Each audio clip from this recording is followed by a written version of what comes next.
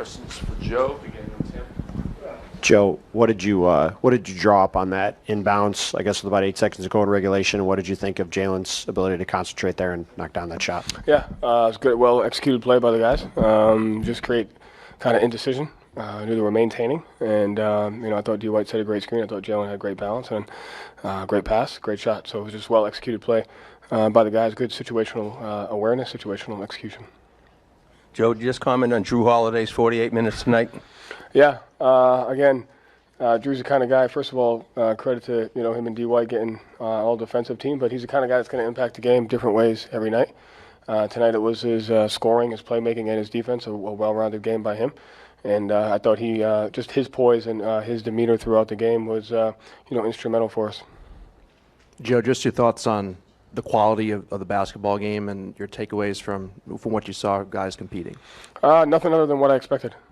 Two high-level teams competing for a great opportunity, and so I expect all the games to be like that, and it's going to be more of that. And I thought both teams competed at a high level, and for us, I thought our guys, obviously we weren't perfect, we can get better, but I thought we maintained a level of poise, a level of mental toughness to just continue to work through some of the mistakes. And that's the bind that they put you in because of the way they play. So we handled it well, and we got to get better. How hard was it to control the tempo against this team, and then especially the way that Tatum was able to kind of slow things down to be physical at the end? How do you feel like you're able to find control in overtime?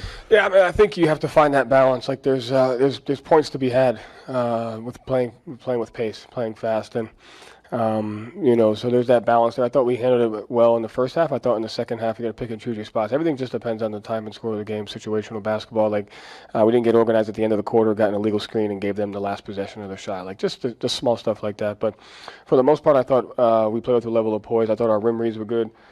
15 turnovers. I think two of those were illegal screens, and some of them were at the rim. So you're just going to have to find that balance. There's times where you're going to have to play fast with them, and there's going to be times where you have to execute. Joe, you had a couple of times where the lead was up to 12 or 13. Obviously, they're potent. They're going to make their runs as well. But what could you have done in those spots to kind of maybe hold off and minimize their runs? Yeah, I don't expect that it's a really hard thing to do with the pace that they play with, the speed that they play with, and the variance that they have. And so you just continue not to expect that you're going to build on it. You may build on it, you may not. And so I think just playing without the expectation of like, okay, it's 13 now, let's see what happens, right? So I think the guys did a good job of just playing through it. I have to go back and watch. I'm sure there's a couple of times we had live ball turnovers. I'm sure we may have not closed out to a three-point shooter. I remember when it was 10, Turner got an open one, which cut it to 7, I think 47-70 or something like that. So there's always going to be, they're going to test your discipline every single possession, whether you're up 5 or whether you're up 25. And so I think at the end of the day, it's like we shouldn't even really look at the scoreboard. We should just keep playing as much as we can. Joe, Jason struggled in the fourth quarter a little bit early in overtime. What can you say about kind of how he's able to shake off misses, turnovers, and kind of make the shots he made down the stretch? Yeah, I know it's 12 for 26, pretty efficient. I think he just missed some good looks, some open ones. But I thought he just plays with a level of poise and a level of comfort knowing that the next one's got a chance to go. And so he got the exact same shot that he got down 3, and then he made that one. So just staying with it, man. Like you just can't have any expectations about how it's supposed to go. You miss a layup, you miss a 3, you give up something, like it just doesn't matter. And I thought our guys had that kind of mindset, and credit to him, just changing the frequency. He was handling a little bit, then he was screening, spacing, got some catch and shoot shots. So I thought it was just a well executed game by the guys in the fourth quarter.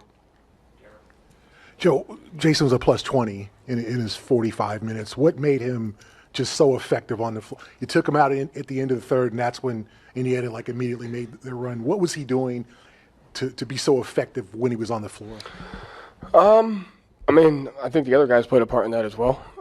But for the most part, I thought his shot selection was good. I thought the ability to either handle and screen got us open looks for whether it was himself and others. And I thought for the most part he competed defensively. But have to see what the lineups are, but I'm sure other guys played a part in that. Jaylen shot, rebounding, defense. So I think it was on everybody. Okay, thank you, Joe. Thanks. Jrue, on the Jaylen 3, what did you see, and what type of look did you have in regard to seeing him in the corner there? I saw Jaylen wide open. Sometimes plays like that, it's kind of hard because you got to see both sides simultaneously sometimes, but saw one side and looked the other side, and Jaylen was wide open, so just kind of had to lead him to the corner, and that's a great shot. He pretty much did everything. How would you describe the battle for tempo in this game and probably in the series where obviously at some point in time you want to play in the half court and both teams seem to want to get out in transition? Yeah, it definitely was a battle, and we know what type of team they are. They're never going to give up, and we've seen that not only during the year, but especially through their playoff run. So I think just trying to be as consistent as possible as on the boards and trying to stop them in transition. They pass the ball up so well, they move the ball so well, especially off the rebound that sometimes it gets tough, but something we'll probably go back and look at is transition defense. Jrue, first of all, how do you feel after 48-plus minutes play of basketball? I feel pretty good. We had a break for a while, so I'm all right. So the break helps. 100%. When you look at kind of pulling this out, like they have a couple of turnovers late, everybody was kind of like thinking like, okay, it's a game one loss, and all of a sudden it flips. What do you take from that? Is that just resilience? Is that, do you sit there and you go, whew, we pulled one out here? I think we always knew that there's always a chance. We've seen crazy stuff happen all the time. So I don't think that we think we lost the game until we actually lost the game. And that's part of the reason why we were so resilient, toward the end of the game. Like I said, anything can happen. A couple turnovers, a great shot, great look by JB.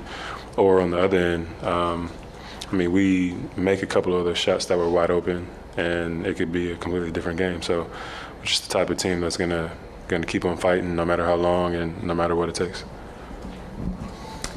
Jrue, I just want to ask you, you're probably the guy who has had to, sacrifice offensively the most throughout the year. How do you stay ready to have a night like tonight where you scored 20 points after halftime and every single one of those points was critical? I think just continually being aggressive, continually working on my game, continually having the coaches and my teammates in my ear telling me that they're going to need me, and even just knowing, especially times during the game, just being aggressive, and no matter what end of the floor it's on. So I'm gonna continue to do that, and we'll see what happens.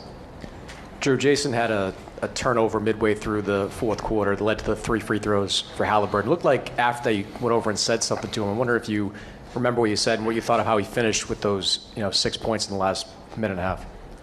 Really just to be aggressive. I think it was just a miscommunication on our part, on both of us, but really just talking about figuring it out, and if that happens again, what we're going to do. So. Jrue, how do you have to kind of slow down? Their tempo is so fast, and if you kind of keep up with it, it leads to mistakes. How do you kind of control those mistakes, some of those turnovers that just seem to be simple? How do you kind of control that as the series progresses? I think a lot of it is concentration. Making the right plays. We know that they're going to play fast, and they're going to be very physical, but we are too. So make the right plays, make the right passes, be tough with the ball, and then execute from there. I think being aggressive and kind of finishing your food at the rim and making those layups will slow them down somewhat just because they have to take the ball out of the rim. Is it good to kind of be on the brink and then come back and win? Is it energizing for the locker room to know that you can win a game like this when it seemed like you guys were down? For sure, but I also think we always knew we could. Close games, I don't think have ever bothered us. I think that we've always stayed poised, and no matter if it's a win or a loss, we knew that we'd always give ourselves a chance. So, again, today, down 3 with some seconds left and making a big shot and making big plays after that, we knew we had it in us. Thank you, Jrue. All right.